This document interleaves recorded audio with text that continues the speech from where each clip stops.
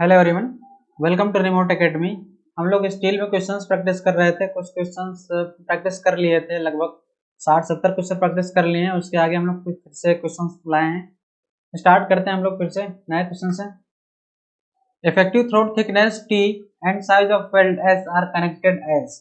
मैंने पिछले वाले में बताया था, पिछले वाले लेक्चर में, कि थ्रोट थिकनेस क्या है, थ्रोट क्या है, थ्रोट किस वेल्ड में होता है, बट वेल्ड में होता है कि फिलेट वेल्ड में होता है, ये सारा बता रखा था।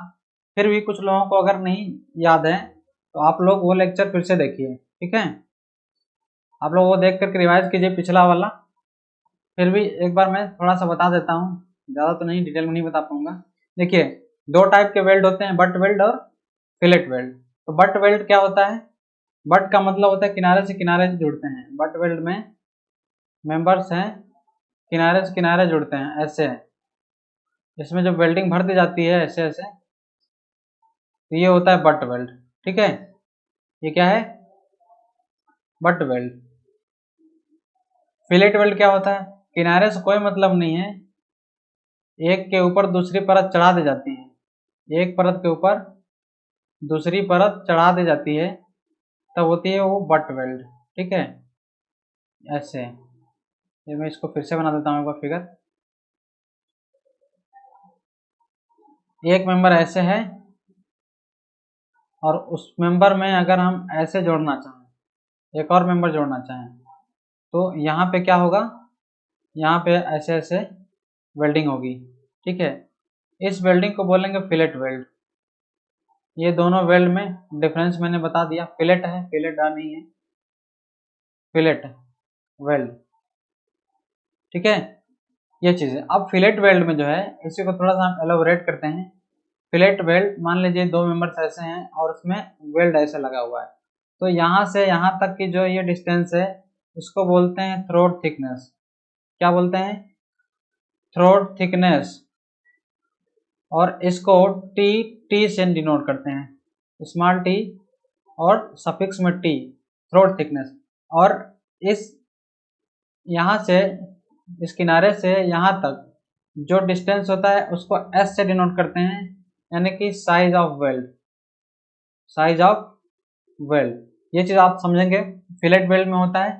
अब यही कह रहा है कि थ्रोट थिकनेस और साइज ऑफ वेल्ड में क्या रिलेशन है। थ्रोट थिकनेस और साइज ऑफ वेल्ड में रिलेशन है टी इक्वल टू के into S. T throat thickness है, के इंटू एस, यही रिलेशन है। और यही क्वेश्चन में पूछा था, इसलिए मैंने सोचा थोड़ा बैकग्राउंड समझा दूं तो ज़्यादा क्लियर समझ में आएगा। तो ऑप्शन नंबर सी जो है वो राइट आंसर है इस क्वेश्चन का, कि थ्रोट थिकनेस और साइज ऑफ वेल्ड में ये रिलेशन है। अब यहाँ सामने एक चीज दिख रही है, के क्या है? के एक्चुअली एक फैक्टर है।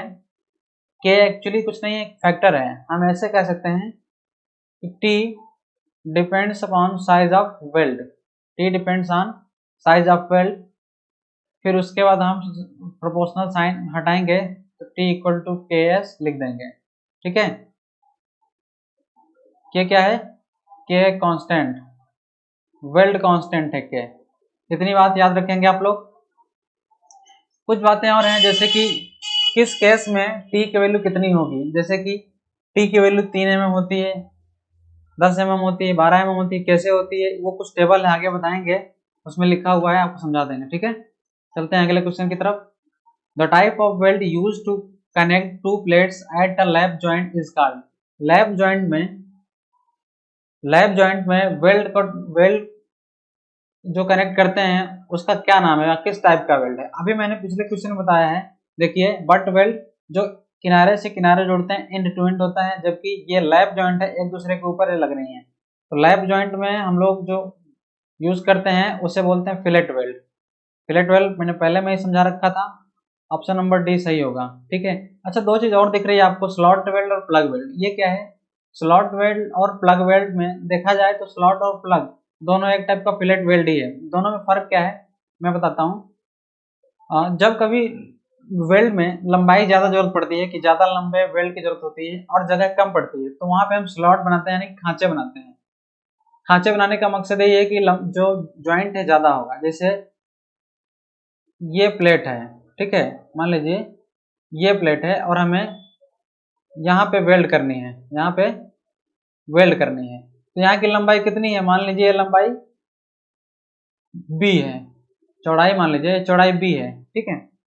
अब आप देखिए चौड़ाई b है जबकि हमें लेंथ ऑफ वेल्ड ज्यादा चाहिए, तो लेंथ ऑफ वेल्ड ज्यादा चाहिए तो हम क्या करते हैं, इसी प्लेट में खांचे बना देते हैं, ऐसे समझ रहे ना, ऐसे खांचे बना देते हैं। अभी क्या होगा, अब हम इनमें वेल्ड करेंगे, इसमें वेल्ड होगा, इसमें वेल्ड होगा, इसमें होगा, इसमें होगा, मतलब हर तरफ वेल्ड होगा। इससे हमें क्या दिखा, ये जो लेंथ है जो टोटल बी थी वो तो पूरी कवर हुई जॉइंट में। इसके अलावा जो स्लॉट आपको दिख रहे हैं, आपको स्लॉट दिख रहे हैं, एक स्लॉट, दो स्लॉट, तीन स्लॉट, एक स्लॉट, दो स्लॉट, तीन स्लॉट में खांचे बनाए हैं। खांचों में देखो दोनों तरफ, देखिए आप लोग दोनों तरफ वेल्ड हुए हैं, ये इधर भी और इधर भी, इसमें भी, इधर भी और उधर भी, है ना। तो इसमें क्या है, लेंथ बढ़ जा रही है, जबकि ये चीज जरूरत होती है जहाँ लेंथ ऑफ वेल्ड बढ़ाने की और साइज कम होता है तो वहाँ स्लॉट बना लेते हैं, तो ये एक टाइप का फिलेट वेल्ड ही कह सकते हैं, ठीक। ऐसे ही एक प्लग वेल्ड होता है, प्लग वेल्ड में क्या है, पहले इसको नाम दे देते हैं, फिलेट वेल्ड है, सॉरी स्लॉट वेल्ड है, स्लॉट का मतलब खांचे होता है, स्लॉट वेल्ड। प्लग वेल्ड क्या है, प्लग वेल्ड का मतलब यह है कि एक प्लग टाइप का अगर हम कुछ बना रहे हैं, जैसे मान लीजिए कि ये प्लेट है, इस प्लेट में हमें एक और यहाँ से सेंटर से निकालना है, ऐसे मान लीजिए एक गोल सा हमें एक वेल्ड करना है, तो इसके किनारे वेल्ड करना होगा यहाँ पे। तो ऐसे वेल्ड में क्या होता है, एक होल टाइप का बन जाता है और उस होल के किनारे किनारे दूसरे मेंबर को लगा के वेल्ड कर दिया जाता है, तो ये है प्लग वेल्ड, प्लग वेल्ड है। बाकी मैंने दो वेल्ड पहले ही समझा रखा है, बट वेल्ड और फिलेट वेल्ड, है ना। इस ऑप्शन में, इस क्वेश्चन में फिलेट वेल्ड सही आंसर था, जबकि मैंने सारे ऑप्शन समझा दिए आपको। अगले क्वेश्चन की तरफ बढ़ते हैं। The actual thickness of butt weld when compared with the thickness of plate, plate की थिकनेस से अगर कंपेयर करें तो बट वेल्ड की एक्चुअल थिकनेस कितनी होती है। देखिए एक बार फिर से देख लीजिए, ये है बट वेल्ड, बट वेल्ड है, ऐसे होती है, ठीक है। एक्चुअल थिकनेस बोला है, थिकनेस जो है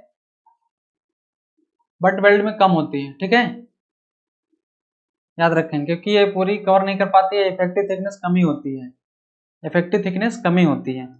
अगला, the effective throat thickness of fillet weld is, effective throat thickness of fillet weld is, fillet weld में थ्रोट थिकनेस कितनी होगी इफेक्टिव, एल माइनस, मैंने क्या बताया था, मैंने बताया था टी इक्वल टू के इंटू एस होता है, और के की वैल्यू जनरली 0.7 लिया जाता है, इसलिए टी की वैल्यू 0.7 इंटू एस ये है, ठीक है।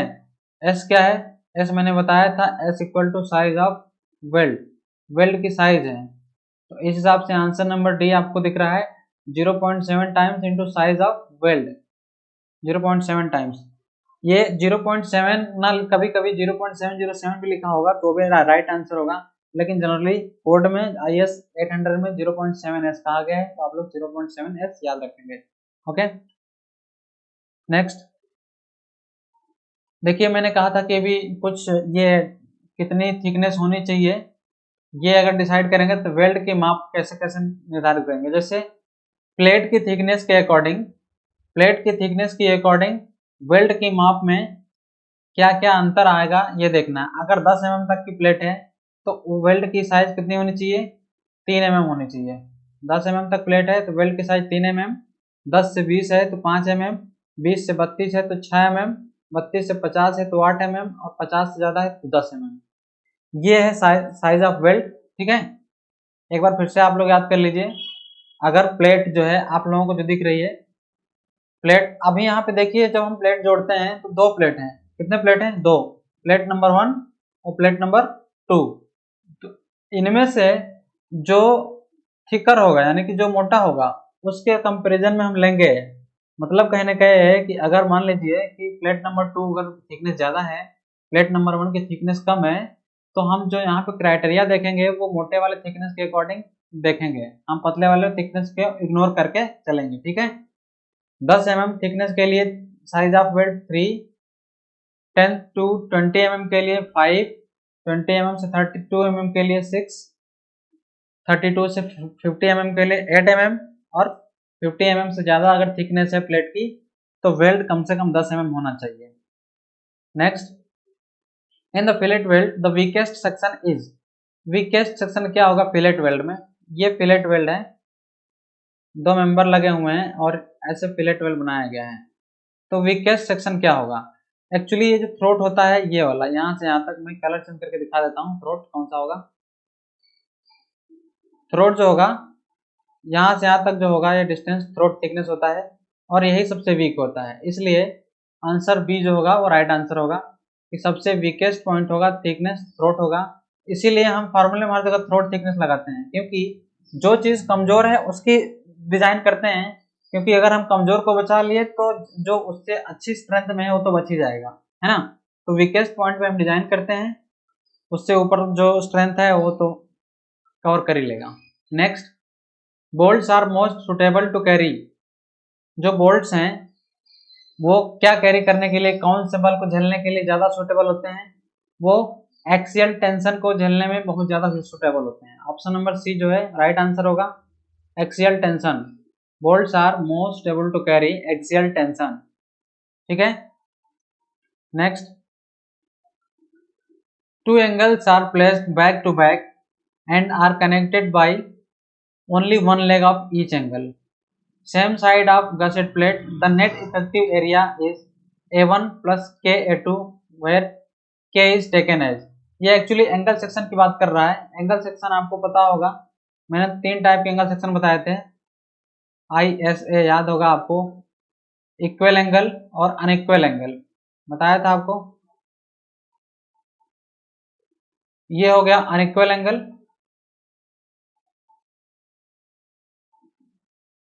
अनइक्वल एंगल, और ये हो गया इक्वल एंगल। इक्वल एंगल की आउटस्टैंडिंग लेग और मेन लेग है दोनों बराबर होंगी, जबकि अनइक्वल एंगल में ऐसा नहीं होगा, आउटस्टैंडिंग लेग छोटा होगा, ठीक है। इसको हम एल नॉट भी बोलते हैं, एल नॉट, ठीक। एल नॉट मतलब आउटस्टैंडिंग लेग, और इसको एल से डिनोट कर देते हैं, एल, ये चीज है ऐसे। बात समझ में आ रही है आपको? तो ये कह रहा है कि अगर गसेट प्लेट से जुड़े हैं दोनों और एक ही किनारे पे कनेक्ट हैं, अगर मान लीजिए ये गसेट प्लेट है, बैक टू बैक जोड़ने का मतलब है, देखिए क्वेश्चन पे ध्यान दीजिए क्या कह रहा है। ये कह रहा है बैक टू बैक लगे हुए हैं एंगल्स और वो भी एक ही तरफ कनेक्टेड है, यानी कि गसेट प्लेट मैं बना देता हूं एक बार। ये अगर गसेट प्लेट है, बड़ी ज्यादा मोटाई होगी गसेट प्लेट की, ये गसेट प्लेट है तो इसके दोनों तरफ लगे होंगे ये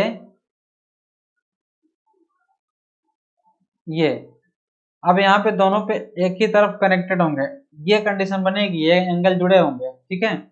तो ऐसे केस में जो के की वैल्यू होती है, जो इफेक्टिव एरिया होता है वो तो ए इक्वल टू क्या होता है, A1 प्लस के A2 होगा, A1 प्लस के A2। लेकिन के की वैल्यू कितनी होगी? के की वैल्यू होगी 5A1 upon 5A1 plus A2, ठीक है। ये चीज ध्यान रखेंगे, ये ऑप्शन सही है, ऑप्शन नंबर ए सही होगा, ठीक, याद रखेंगे। Next, in a structure cables and wires are use generally, cables और वायर स्ट्रक्चर में किस लिए यूज होते हैं? आपको पता है केबल्स हैं, केबल्स हमेशा टेंशन बेयर करने के लिए यूज होते हैं। जैसे मान लीजिए एक सस्पेंशन ब्रिज बना हुआ है, सस्पेंशन ब्रिज आपको पता होगा उसमें केबल ही बहुत सारे लगे होते हैं। ये एक ब्रिज है जो कि सस्पेंशन ब्रिज है, मान लीजिए हम लोग फोटो समझेंगे।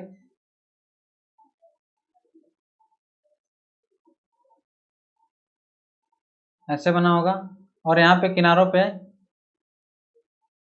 ऐसे बना होता है, बीच में ऐसे होता है, ये सारे केबल्स लगे होते हैं। आप लोगों ने कहीं न कहीं देखा होगा, सारे केबल्स जुड़े होते हैं और इस पे ये डेक है, क्या है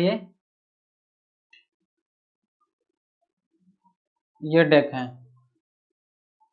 डेक का मतलब जिस पे गाड़ियां चलती हैं, है ना। ये सपोर्ट है, पियर्स हैं, और ये वायर्स हैं, यही है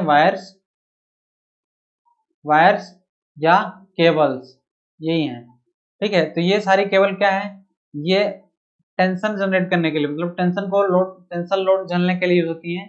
ये जुड़ी होती हैं इस पोल से और फिर रोड से। रोड नीचे दबाने की कोशिश करता है, पोल पीछे खींचने की कोशिश करता है। यहाँ पे रस्सियों में टेंशन जनरेट होता है, इसलिए option number C right answer होगा, ठीक है। टेंशन मेंबर, केबल कहाँ यूज होते हैं, टेंशन मेंबर में। Next, lug angles are. Lug angle क्या होते हैं, लग एंगल में बता देता हूँ क्या होता है। जब कभी एंगल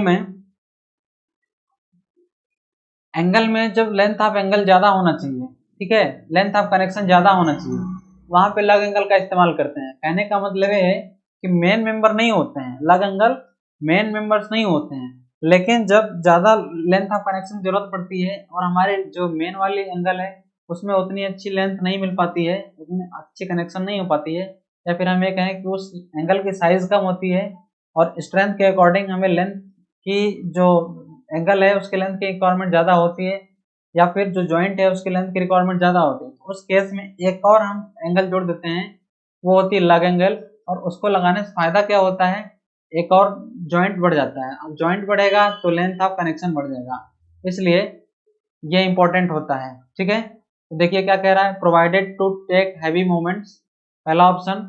दूसरा है angles to reduce length of connection. तीसरा angles with bulb on one leg. चौथा angle subjected to reversal of stresses. मैंने अभी क्या बताया कि लेंथ ऑफ कनेक्शन बहुत ज़्यादा जरूरत पड़ती है तो, और हमारे पास साइज कम होता है जो मेन वाले एंगल है, तो मेन वाले एंगल के साथ में इनको भी गसेट प्लेट में जोड़ दिया जाता है। इससे इससे इनमें जोड़ने के बाद क्या होता है, गसेट प्लेट में भी जोड़ दिया जाता है। जैसे कि मान लीजिए मैं गसेट प्लेट बनाता हूँ, ये गसेट प्लेट है, ये मान लीजिए ये गसेट प्लेट है, ये पतली सी गसेट प्लेट है, ये इसमें एंगल जोड़ना है। तो एक एंगल हम इधर जोड़ देंगे, एक एंगल हम इधर जोड़ देंगे ऐसे करके कुछ करके, और एक एंगल इसी के साथ लगा देंगे, इधर जोड़ देंगे इधर करके, ठीक है। तो यहाँ से भी कनेक्शन मिल जाएगा, यहाँ से भी, और इनको यहाँ से भी कनेक्शन मिल जाएगा, तो कनेक्शन में डबल सिक्योरिटी आ जाती है। बात समझ में आ रही होगी, है ना। तो यहाँ पे लेंथ ऑफ कनेक्शन भी ज्यादा दिखता है लेकिन साइज कम हो जाता है, तो reduce the length of connection, option number B सही है। आज के लिए इतना ही, आप लोग इतना रिवाइज कीजिए, पुराना वाला रिवाइज कीजिए, ठीक है। जो भी क्वेश्चन हो आप लोग रिमोट एकेडमी टेलीग्राम ग्रुप और रिमोट एकेडमी व्हाट्सएप ग्रुप में आप पूछिए। कोई अगर आपको क्वेश्चन कंफ्यूज कर रहा है तो क्वेश्चन का फोटो भेजिए, शेयर कीजिए, और इस चैनल में भी आपको जो कमेंट करने हैं पूछने हैं आप कमेंट कीजिए, आपको रिप्लाई मिलेगा, ठीक है। जय हिंद।